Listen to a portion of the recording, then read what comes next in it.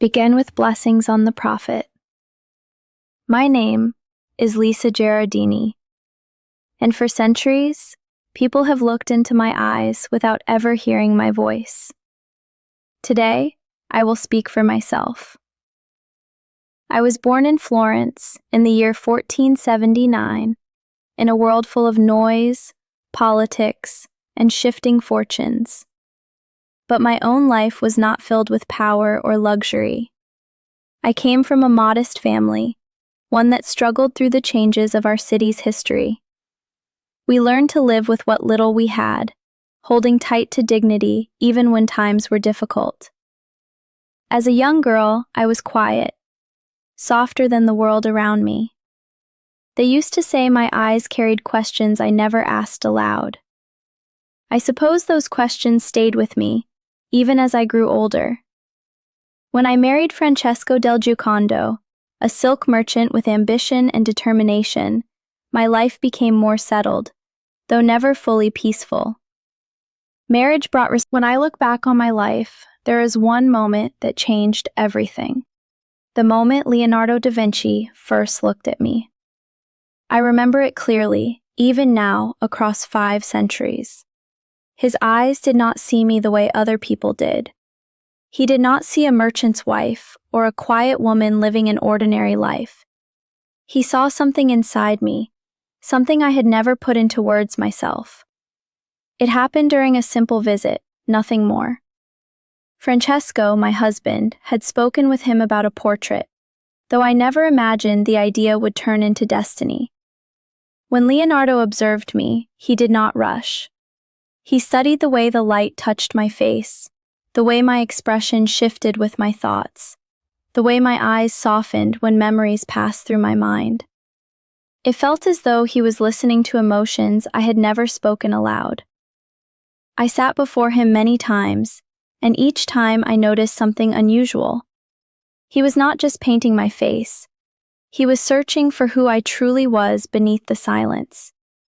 He would pause for long moments, watching the slightest movement of my lips, the subtle tension in my cheeks, the way my gaze wandered before returning to him.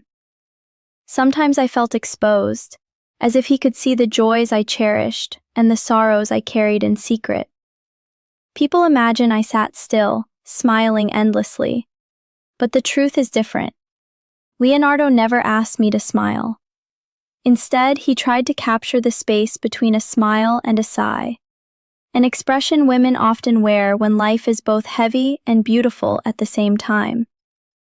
The soft curve you see on my lips was not posed.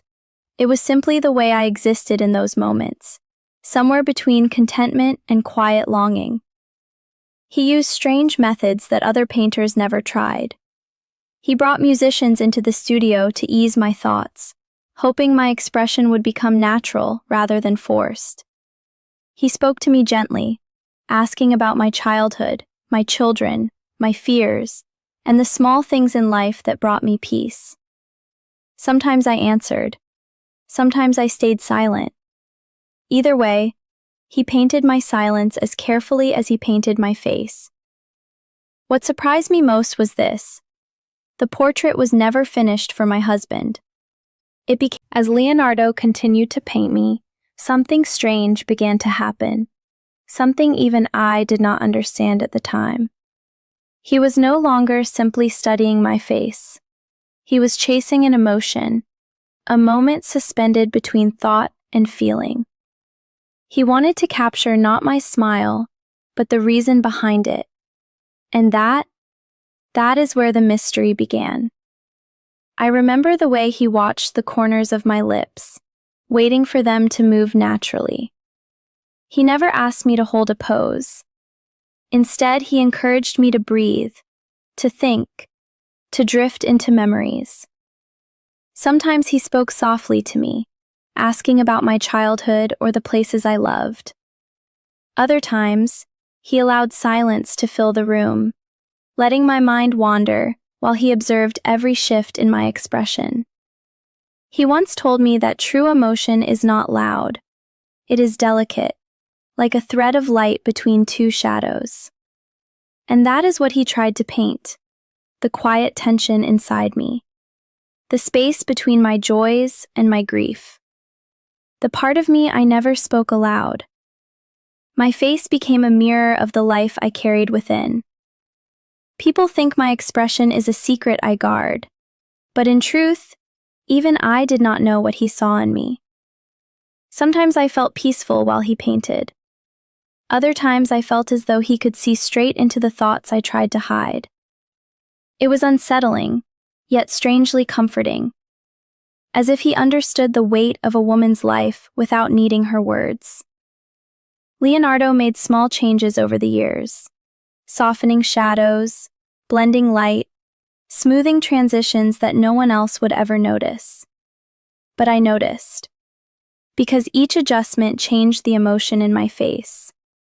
He was shaping not just my likeness, but the story of my inner world.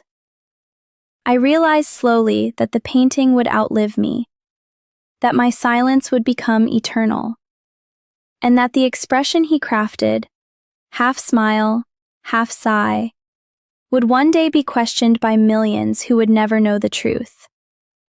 But what happened to my portrait after he finished it?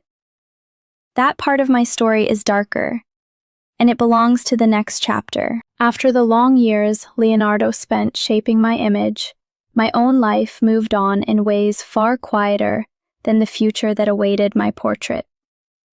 I returned to my home in Florence, not as a symbol or a subject of fascination, but simply as myself. A woman living behind the walls of an ordinary household, far removed from the world that would one day whisper my name. Yet even within that simplicity, life did not pause.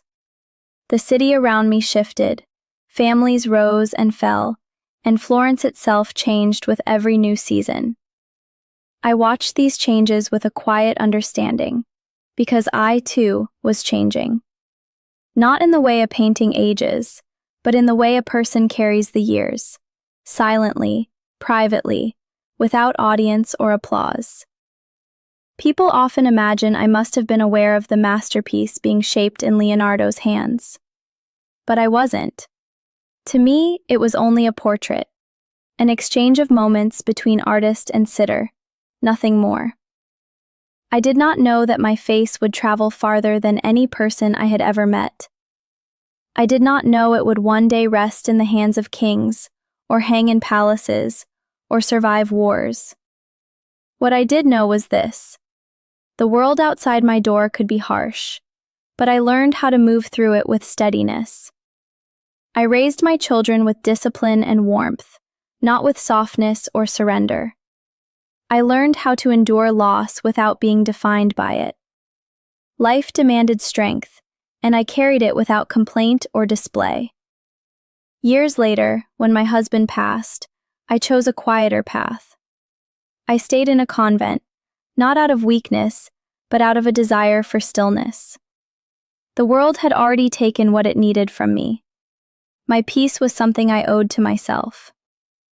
Meanwhile, far from my eyes, the portrait I once posed for began its own journey, one I never witnessed. A journey that would turn my name into a question, my smile into a debate, and my silence into a mystery that stretched across centuries.